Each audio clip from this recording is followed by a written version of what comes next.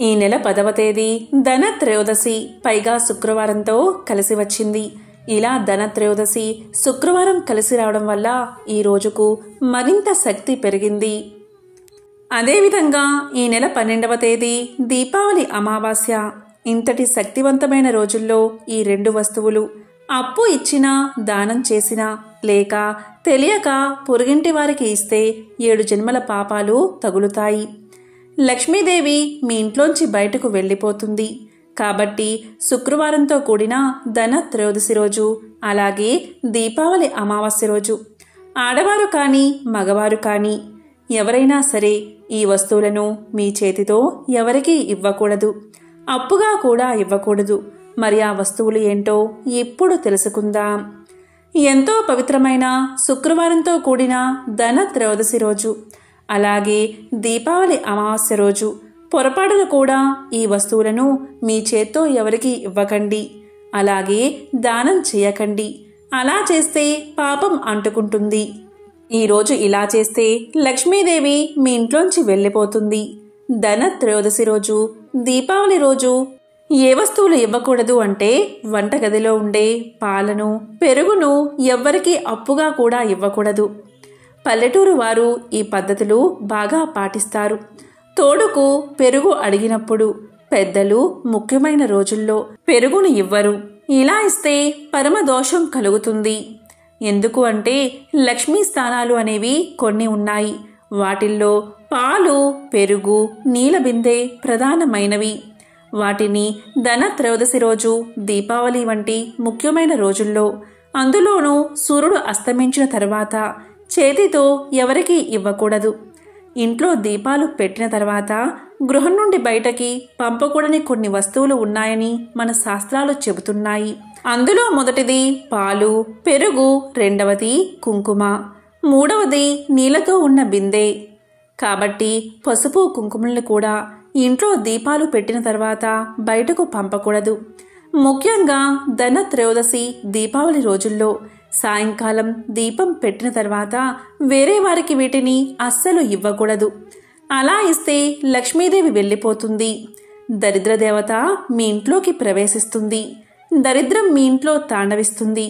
కాబట్టి ధనత్రయోదశి, దీపావళి రోజుల్లో చీకటి పడిన తర్వాత అప్పుగా, అలాగే దానంగా కూడా ఈ వస్తువులను ఇవ్వకండి.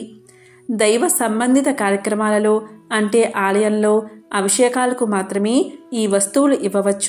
కానీ ఇరుగు పొరుగువారు మాత్రం అడిగితే ఇవి అస్సలు ఇవ్వకండి.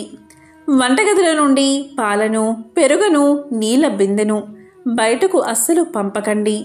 కాబట్టి దీపావళి అమావాస్య రోజు, అలాగే ధనత్రయోదశి రోజు ఈ వస్తువులను ఎవరికీ ఇవ్వకుండా జాగ్రత్త పడండి. హిందువులు జరుపుకునే అతి ముఖ్యమైన పండుగల్లో దీపావళి ఒకటి. దీపావళి అంటే దీపాల వరుస అని అర్థం. లక్ష్మీదేవికి ఎంతో ప్రీతికరమైన రోజు ఇది. ఈ రోజు ప్రతి ఒక్కరూ లక్ష్మీదేవిని ఆరాధించి ఆమె ఆశీస్సులను పొందడానికి దీపారాధన తప్పనిసరిగా చేస్తారు. ఈ రోజు దీపారాధన చేసే సమయంలో రావి ఆకును ఉపయోగించి దీపారాధన చేస్తే చాలు, లక్ష్మీ నారాయణల అనుగ్రహం మీకు కలుగుతుంది. మన భారతీయ సంస్కృతికి అద్దం పట్టే విధంగా అత్యంత వైభవంగా జరుపుకునే పండుగలలో దీపావళి ఒకటి. ఈరోజు శ్రీ మహాలక్ష్మిని హిందువులు భక్తి శ్రద్ధలతో కొలుస్తారు. ఈరోజు దీపారాధనకు ఎంతో ప్రాధాన్యత ఉంది. కొంతమంది తెలిసి తెలియక ఈ చిన్న పొరపాటు చేయడం వల్ల దీపారాధన ఫలితం అస్సలు దక్కదు. చాలామంది తెలియక దీపారాధనని భూమిపైనే వెలిగిస్తారు.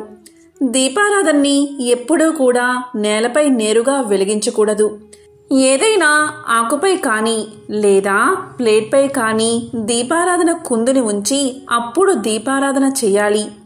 ఈరోజు ముఖ్యంగా అంటే దీపావళి రోజు ముఖ్యంగా రావి ఆకు ఉంచి దానిపై ప్రమిద ఉంచి దీపారాధన చేయడం వల్ల విశేషమైన పుణ్యం మీకు లభిస్తుంది. ఎందుకు అంటే రావి ఆకు సాక్షాత్తు మహావిష్ణువు స్వరూపం. శ్రీ మహాలక్ష్మికి ఎంతో ప్రీతికరమైనది. రావి ఆకు మీద దీపారాధన కుందులను లేదా ప్రమిదలు ఉంచి దీపారాధన చేసినట్లయితే లక్ష్మీనారాయణల అనుగ్రహం మీకు కలుగుతుంది. రావి చెట్టును సాక్షాత్తు త్రిమూర్తుల స్వరూపమని పురాణాలు చెబుతున్నాయి. త్రిమూర్తుల అనుగ్రహం మీకు కలగాలి అన్నా, ఆర్థిక ఇబ్బందుల నుండి బయటపడాలి అన్నా ఎంతో పవిత్రమైన ఈ దీపావళి అమావాస్య రోజు రావి చెట్టు ఆకుల మీద ప్రమిద ఉంచి దీపారాధన చేయండి. ఇలా చేస్తే ఉత్తమ ఫలితాలు కలుగుతాయి.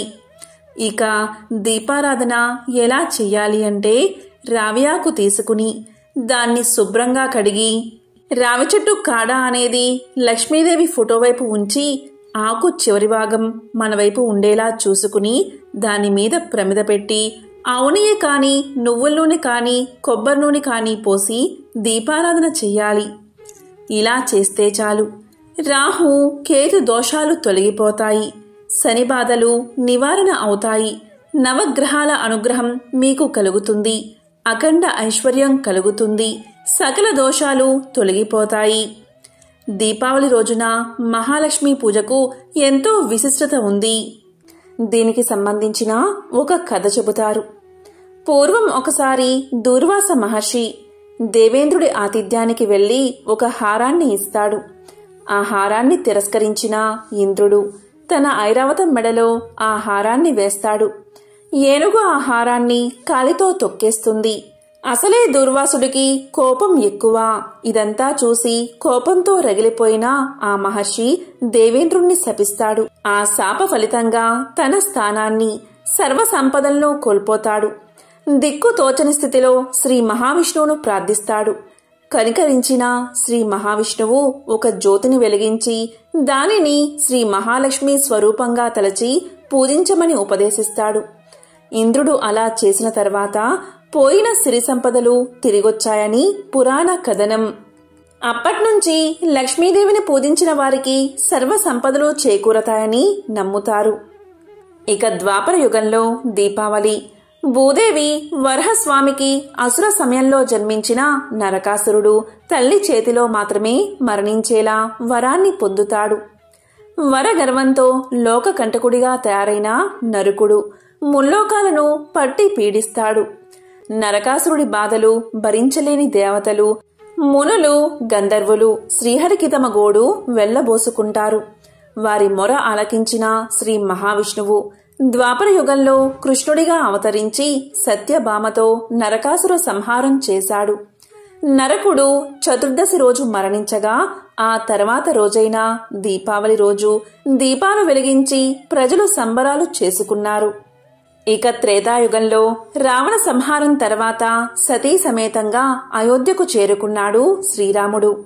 అందుకే దసరాకి రావణ దహనం కార్యక్రమం నిర్వహిస్తారు. దసరా తరువాత వచ్చే పండుగ దీపావళి.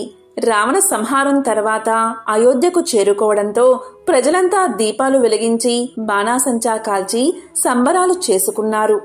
సాధ్యం త్రివర్తి సంయుక్తం వహ్నినా యోజితం మయా గృహానా మంగళ దీపం త్రైలోక్య తిమిరాపహం భక్తా దీపం ప్రయచ్చామి దేవాయ పరమాత్మనే త్రాహిమాం నరకాత్ ఘోరాత్ దివ్యజ్యోతి నమోస్తుతే. 3 వత్తులు నూనెలో తడిపి అగ్నితో వెలిగించి శుభప్రదమైన 3 లోకాల చీకట్లను పోగొట్టగలిగిన దీపాన్ని వెలిగించాను. పరమాత్మునికి ఈ దీపాన్ని భక్తితో సమర్పిస్తున్నాను.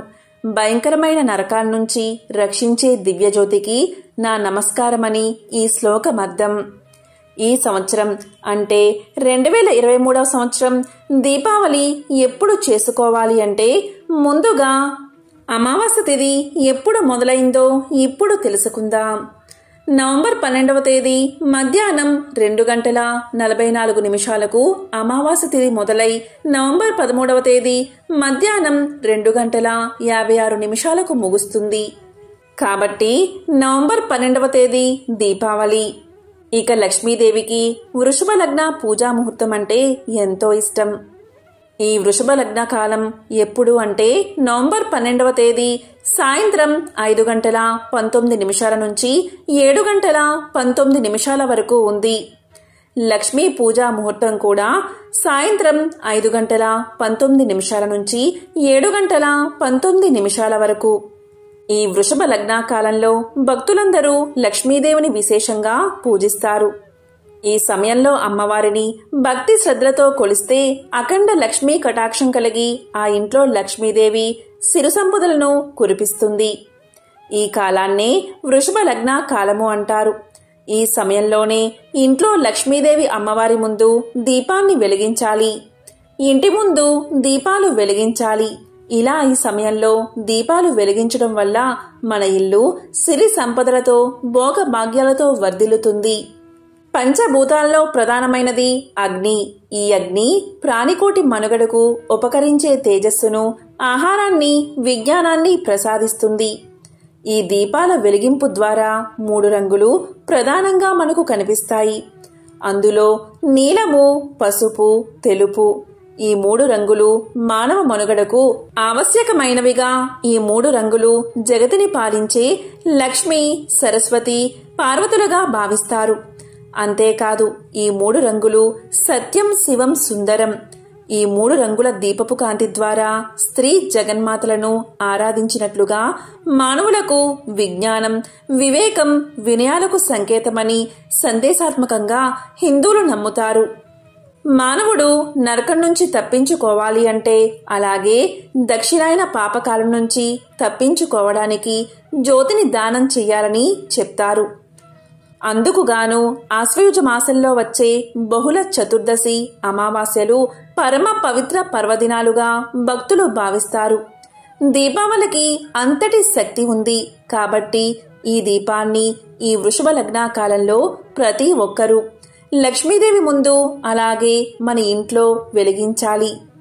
ఇక దీపావళి రోజు అంటే నవంబర్ 12వ తేదీ ఆదివారం రోజు ప్రదోషకాలం వచ్చేసి సాయంత్రం 5:08 నుంచి 7:41 వరకు ఉంది. ఈ లక్ష్మీ పూజా సమయంలో వృషభ లగ్న కాలంలో లక్ష్మీదేవి ముందు ఉసిరికాయ దీపాన్ని వెలిగించి లక్ష్మీదేవికి హారతి ఇస్తే చాలు, ఇంట్లో ఉన్న దరిద్రం మొత్తం తొలగిపోతుంది. ఎందుకు అంటే ఉసిరికాయ శ్రీ మహాలక్ష్మికి ఎంతో ప్రీతికరమైనది. లక్ష్మీదేవికి ఎంతో ప్రీతికరమైన ఉసిరికాయ దీపం వెలిగిస్తే కోరిన కోరికలు తీరతాయి. ఈ మహానిశిత కాలంలో ఓం లక్ష్మీ నమో నమః, ఓం లక్ష్మీ నమో నమః అని 108 సార్లు జపిస్తే చాలు, అఖండ ఐశ్వర్యం ప్రాప్తిస్తుందని పురాణాలు చెబుతున్నాయి. ఆదివారం మధ్యాహ్నం నుంచి అమావాస్య మొదలైంది కాబట్టి ఆదివారం ఉదయం నరక చతుర్థి చేసుకోవాలి. ప్రతి ఒక్కరూ ఈరోజు తప్పనిసరిగా తైలాభ్యంగన స్నానం చేయాలి. అంటే తెల్లవారుజామున 5:17 నుంచి 6:53 లోపు తైలాభ్యంగన స్నానం చేయాలి. తరువాత నరకాసురుడికి చతుర్వతి దీపదానం వదలాలి. అలాగే నరక చతుర్దశి, అమావాస్య రోజుల్లో దీపదానం చేస్తే ఎనలేని పుణ్యం కలుగుతుంది. శాస్త్రాల్లో చెప్పిన ప్రకారం దీపదానం అంటే దీప ప్రజ్వలనం చేయాలి. అలాగే ఉల్కా ప్రదర్శనం ఆచరించాలి. ఉల్కా ప్రదర్శనం అంటే పితృదేవతలు మహాలయ పక్షంలో పితృలోకాల నుంచి భూలోకానికి వచ్చి ఇక్కడ వారి వంశం వాళ్ళు చేసే మహాలయ శ్రాద్ధాలను స్వీకరించి ఆశ్వయుజ అమావాస్య నాడు మరలా పితృలోకానికి పయనమవుతారు. అందువల్ల ఈ 3 రోజులు ప్రదోషకాలంలో ఆకాశం వైపు చూపుతూ ఉండేలా మనోహరమైన దీపాలను దేవాలయాల్లోనూ, మఠాల్లోనూ, ప్రాకారాలపైన, గోశాల్లోనూ పెట్టడం వల్ల పితృలోకాలకు వెళ్లేవారికి దారి చూపినట్లు అవుతుందని శాస్త్రాలు చెబుతున్నాయి. అందుకే మన తెలుగు రాష్ట్రాల్లో చాలా ప్రాంతాలలో కాగడాలను వెలిగించి ఆకాశం వైపు చూపిస్తూ ఉంటారు. దీనినే ఉల్కా ప్రదర్శన అంటారు. ఇప్పటి రోజుల్లో కాగడా స్థానాలలో గోవు కర్రలు లేదా చెరుకు కర్రలు లేదా ఆముదపు కర్రలను ఉపయోగించి వాటి చివరన నూనెలో ముంచిన గుడ్డలను కట్టి వాటిని వెలిగించడం కూడా కొన్ని ప్రాంతాల్లో మనం చూస్తూ ఉంటాం. అంతేకాదు ఆశ్వయుజ చతుర్దశి, ఆశ్వయుజ అమావాస్య, అలాగే కార్తీక పౌర్ణమి ఈ 3 రోజులను దీపావళి దినములు అంటారు. ఈ 3 రోజుల్లో కూడా ఎటువంటి దానం చేసినా, అలాగే ఉల్కా ప్రదర్శన చేసినా లేదా దీపదానం చేసినా అటువంటి వారికి అక్షయ ఫలితం కలుగుతుంది. నవంబర్ 12వ తేదీ రాత్రి పూర్తిగా అమావాస్య గడియలు ఉన్నాయి.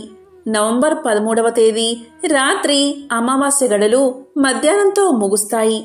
కాబట్టి దీపావళి నవంబర్ 12వ తేదీ చేసుకోవాలి. ఇక దీపావళి వెళ్ళిన మరుసటి రోజు కార్తీక మాసం ప్రారంభమవుతుంది. ఇక్కడ అందరికీ వచ్చే సందేహం ఏంటి అంటే, నవంబర్ 12వ తేదీ దీపావళి అమావాస్య ముగిసింది కాబట్టి నవంబర్ 13న కార్తీక పాడ్యమి స్నానాలు చేయవచ్చా అని. కానీ నవంబర్ 13వ తేదీ మధ్యాహ్నం 2:56 వరకు అమావాస్య గడియలు ఉన్నాయి. కాబట్టి నవంబర్ 13వ తేదీ కార్తీక పాడ్యమిలోకి రాదు. నవంబర్ 14వ తేదీ కార్తీక పాడ్యమి దీపాలు వెలిగించి కార్తీక పాడ్యమి స్నానాలు చేయవచ్చు. నవంబర్ 14వ తేదీ మాత్రమే కార్తీక స్నానాలు ఆచరించాలి. కాబట్టి ఈ సంవత్సరం అంటే 2023వ సంవత్సరం దీపావళి అమావాస్యను నవంబర్ 12వ తేదీ చేసుకోవాలి. అలాగే కార్తీక మాసం దీపాలు, కార్తీక స్నానాలు, పాడ్యమి స్నానం నవంబర్ 14వ తేదీ తెల్లవారుజామున చేయాలి. ధనత్రయోదశి రోజు ఏ వస్తువులు కొంటే దరిద్రం పడుతుందో, ఏం దానం చేస్తే లక్ష్మీ కటాక్షం కలుగుతుందో ఇప్పుడు ఈ వీడియోలో తెలుసుకుందాం. ఆశ్వయుజ బహుళ త్రయోదశిని ధనత్రయోదశి అంటారు. దేవదానవులు అమృతం కోసం మదిలిస్తున్న పాల కడలి నుంచి లక్ష్మీదేవి ఈరోజే ఉద్భవించింది అని చెబుతారు.